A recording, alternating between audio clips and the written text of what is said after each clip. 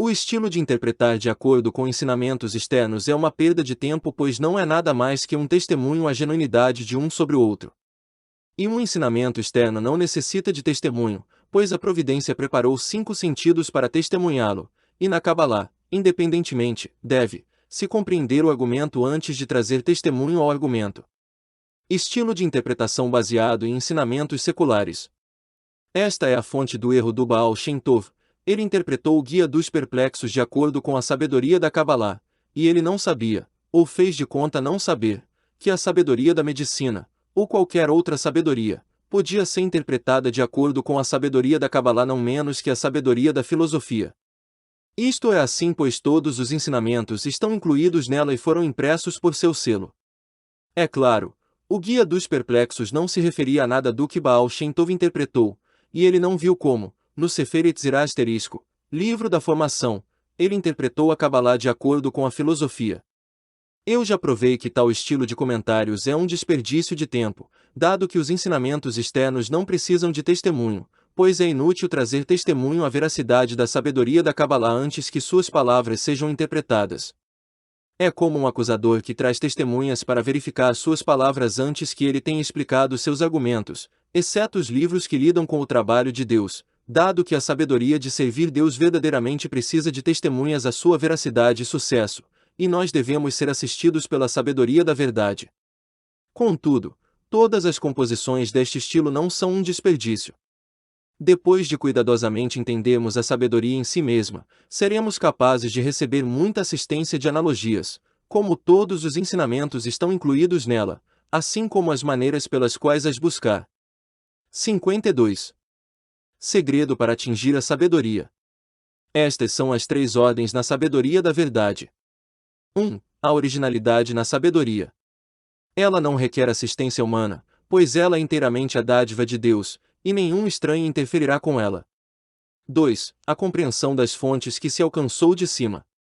É como uma pessoa que vê que o mundo todo está colocado perante seus olhos, e todavia ela deve esforçar-se e estudar para compreender este mundo. Embora ela veja tudo com seus próprios olhos, há tolos e há sábios.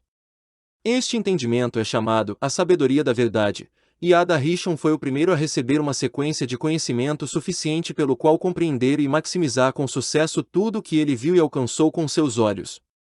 A ordem deste conhecimento é dada apenas de boca a boca. E há também uma ordem de evolução onde cada um pode acrescentar ao seu amigo ou regredir, em que no primeiro discernimento cada um recebe igualmente sem adicionar ou subtrair, como Ada, em compreender a realidade deste mundo. Em vê-la, todos são iguais, mas isto não é assim em compreendê-la, alguns evoluem de geração em geração e alguns regridem. E a ordem da sua transmissão é por vezes chamada transmitir o nome explícito, e ela é dada sob muitas condições, mas apenas em palavras, não em escrita. 3. Esta é uma ordem escrita. Ela é uma coisa completamente nova, dado que além de conter muito espaço para o desenvolvimento da sabedoria, através do qual cada um herda todas as expansões de suas realizações para as seguintes gerações, há outro poder magnífico nela, todos os que se empenham nela, embora eles ainda não compreendam o que está escrito nela, são purificados por ela, e as luzes superiores aproximam-se deles. E esta ordem contém 4 linguagens, como nós explicamos acima, e a linguagem da Cabalá excede-as a todas. Ordem de transmitir a sabedoria. A maneira mais bem-sucedida para o que deseja aprender a sabedoria é de procurar um cabalista genuíno e seguir todas as suas instruções, até que seja recompensado em entender a sabedoria na sua própria mente. Este é o primeiro discernimento. Posteriormente, será recompensado com sua transmissão boca a boca, que é o segundo discernimento, e depois disso, compreender na escrita, que é o terceiro discernimento. Então, terá herdado toda a sabedoria e seus instrumentos de seu. O ensinamento da Cabalá e sua essência 53. Professor com facilidade, e será deixado com todo o seu tempo para desenvolver e expandir. Contudo, na realidade há uma segunda maneira, através do seu grande anseio, as vistas dos céus abrir-se-ão para ele e ele alcançará todas as origens por si mesmo. Este é o primeiro discernimento. Todavia, posteriormente deve-se ainda assim laborar e esforçar-se extensivamente, até que descubra um sábio cabalista perante o qual possa se curvar e obedecer, e do qual receber a sabedoria por meio de transmissão face a face, que é o segundo discernimento, e então o terceiro discernimento. E dado que não está ligado a um sábio cabalista desde o início, as realizações vêm com grandes esforços e consomem muito tempo, deixando-o apenas com pouco tempo para se desenvolver nela. Também, por vezes o conhecimento vem depois do fato, como está escrito, e eles morrerão sem sabedoria.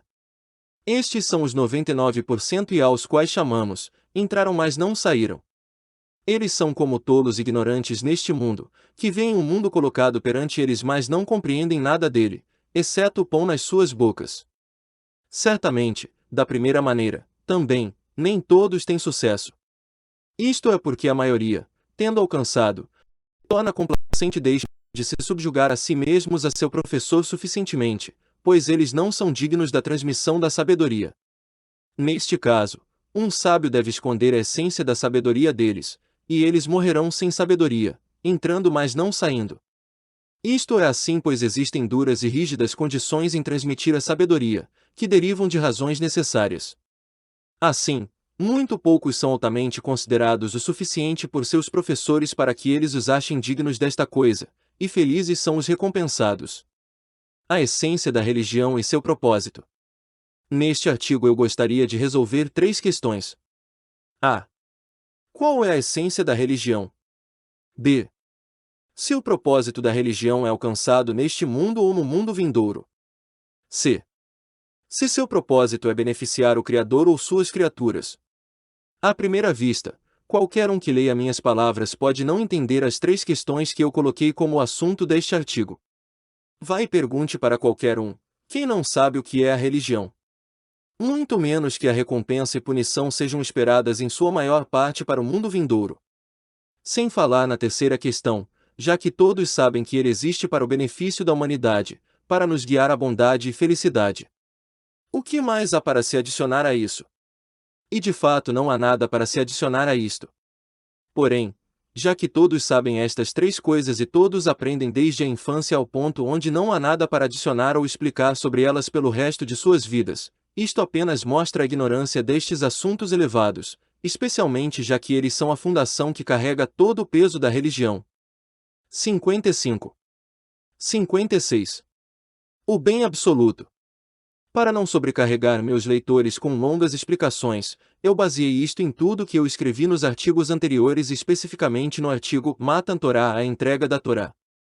Todos estes artigos são uma introdução ao assunto elevado perante nós. Aqui, eu falarei o mais breve e simples quanto possível para que todos possam entender. Primeiro, nós devemos compreender que o Criador é o bem absoluto, isto é, ele não pode possivelmente causar a ninguém qualquer tristeza. Este é o conhecimento básico, já que uma mente saudável vê claramente que a base de todos os malfeitores pode ser definida como o desejo de receber. Isso significa que do furioso desejo de receber bondade e gratificar a si mesmo, a pessoa tende seu desejo a ferir os outros, devido ao desejo de receber por gratificação própria. Assim, mesmo se a pessoa não encontrar qualquer gratificação para si mesma, ninguém faria o mal aos outros. E se nós algumas vezes encontrarmos alguém ferindo os outros sem qualquer desejo de receber gratificação própria, ele faz isso apenas por um velho hábito que veio originalmente do desejo de receber. Este hábito o livra de qualquer nova razão, como sabemos. Do que nós entendemos acima, se tornou claro que o Criador é perfeito e completo, e não precisa que ninguém complete ele. Isto é porque ele precede tudo. Como resultado também é clarificado que o Criador não tem desejo de receber. E já que o Criador não tem desejo de receber, segue-se que ele não tem motivo para prejudicar alguém. Esta é a própria simplicidade. Não apenas isto, mas é simples e óbvio para nós que o conhecimento básico é que o Criador tem um desejo de compartilhar bondade com os outros seus criados. Que nos é provado pela grande criação que ele colocou diante de nós. Porque neste mundo existem seres sencientes, seres que sentem bem ou mal. Tudo o que sentimos é causado pelo Criador. Quando nós percebemos claramente que a natureza do Criador é não prejudicar, como explicamos, nós precisamos perceber que tudo o que recebemos do Criador é apenas bom, já que ele criou os seres pelo único propósito de beneficiá-los. Assim nós aprendemos que o Criador tem o desejo de compartilhar apenas bondade, e é inimaginável que haja mesmo um pingo de mágoa ou tristeza que venha dele. É por isto que definimos o Criador como o bem absoluto.